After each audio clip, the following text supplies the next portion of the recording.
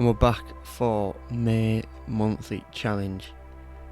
New monthly challenge, new monthly setup. As you can see, surroundings change every bloody video. This month is about the infamous or the famous cryptocurrency, which is Bitcoin. Oh, let me just move that actually. So in 2009, Satoshi Nakamoto, which may not be a real person, read into that what you will, search up the conspiracy theory on it, is a cryptocurrency, and the main attraction of a cryptocurrency is the decentralized nature of it. The decentralized definition is the transfer to several officers or authorities rather than one single one. So no single person or organization has control of the currency's supply or distribution. It might be a bit easier to explain how this all works through a quick history of money. I mean, that's what you're here for, a little history lesson. So obviously, back in the day, way before obviously cryptocurrency was even a thought, we'd trade commodities like cattle, clothes, silver, gold, or anything that is a valuable possession. And obviously these would be traded based on how each person would value something.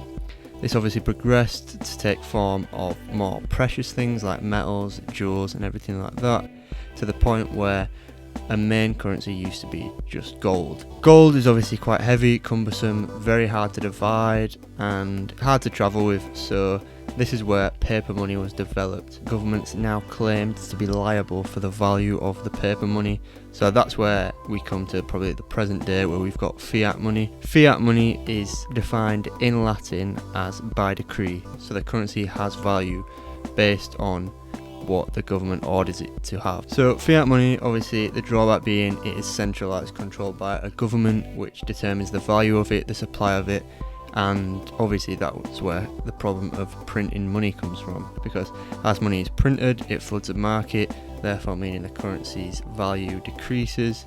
So the blockchain is a database of the Bitcoin which collates to any and all transactions made by each unique wallet, and people known as Bitcoin miners are responsible for the maintenance and development of this blockchain, which is where you get Bitcoin mining. So Bitcoin mining is the creation or addition of Bitcoin into circulation. But like I said, it can be the maintenance and development of Bitcoin to strengthen the blockchain.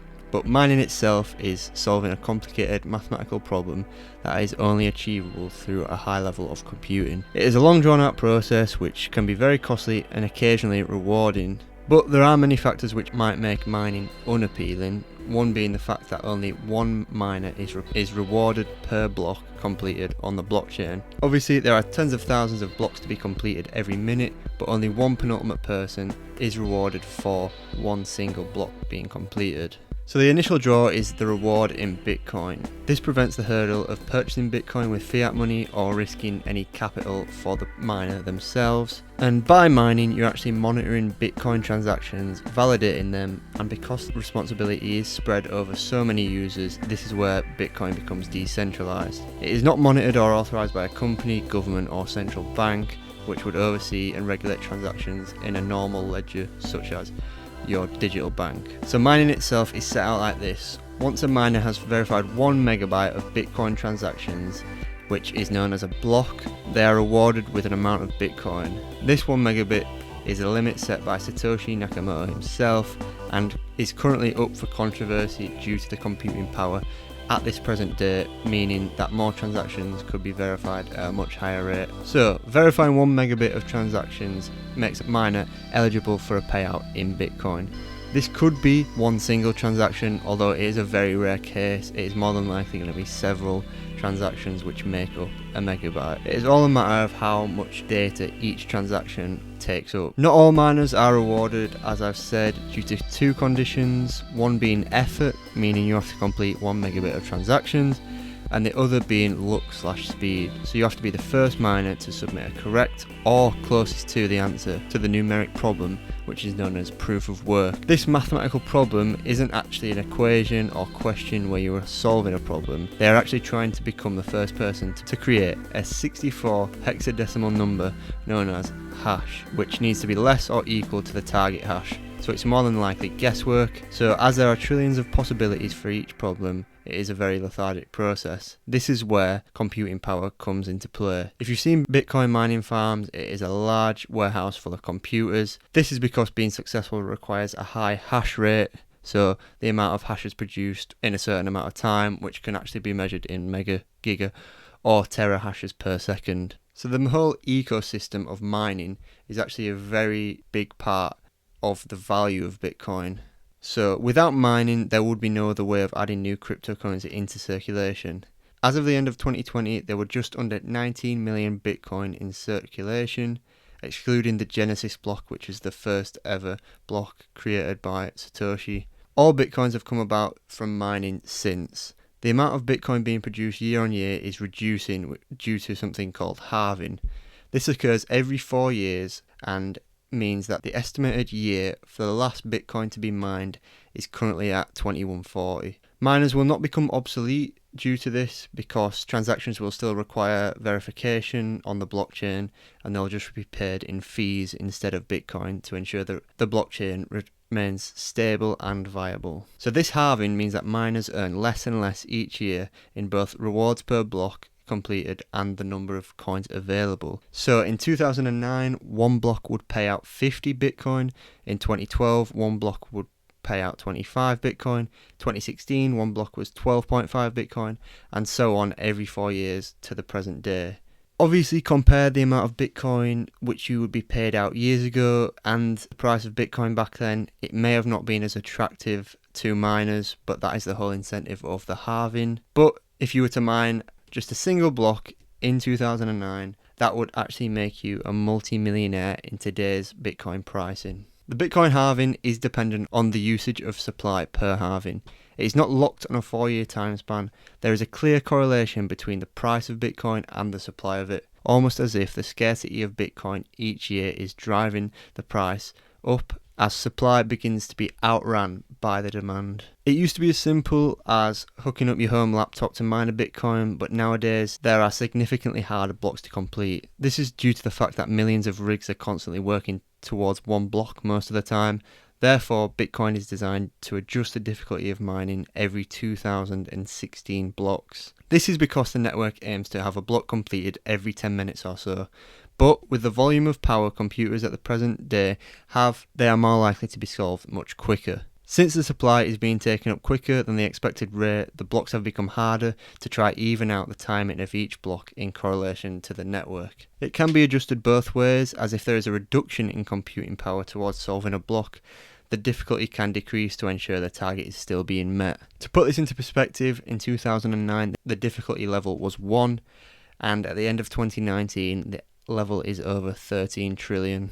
So there's a lot of information there to be wrote down. Let me try and simplify it with a few definitions from what I've all said. So Bitcoin, a decentralized cryptocurrency, it is a store of value, so a Bitcoin correlates to a certain value of fiat money at that time of the current transaction, and Bitcoin comes from mining on the blockchain. The blockchain is a store of data of all Bitcoin transactions. The chain part comes into it by the way of each block being linked to one another. Each block is linked to one another by the verification of transactions that occurred before it, which is mining. This makes it almost impossible to hack, as to hack the current transaction, then several thousand transactions prior to that would also need to be altered, and therefore it is impossible. So a block, this is what makes up the blockchain. A block is built up of the previous hash, the data, the proof of work, and the new hash, which is as follows. The previous hash being the previous signature of the block, which gives verification to the present block, making each transaction intertwined. The data is the set of transactions in the current block, i.e. the sender's address, the Bitcoin amount, and the recipient address. Proof of work is the mathematical solution required to be solved by a miner to verify the transaction, and then the new hash is a combination of the new hash produced from the proof of work and the previous hash to generate a digital signature for the newest transaction. So mining can be seen as completing a block. Mining is the process of verifying a transaction by completing a block. Why would you mine? Because on completion of 1 megabit of transactions, which could be one or several, a payout of Bitcoin will be received. I hope that makes sense. I'm not really a biased Bitcoin crypto enthusiast. I am invested into it Obviously, I hope this gives some sort of explanation as to what it is, how it's safe, how it is looking in terms of the future, which seems to only be on the up in my opinion. And yeah, just give a general consensus of what Bitcoin is, where it comes from, and how the blockchain works. This is such a vast topic, so I don't expect you to get this from this one video. I probably watched several videos as well as researching about several articles to put together this sort of information, where I've got nearly a 5-page document of what I would define Bitcoin as.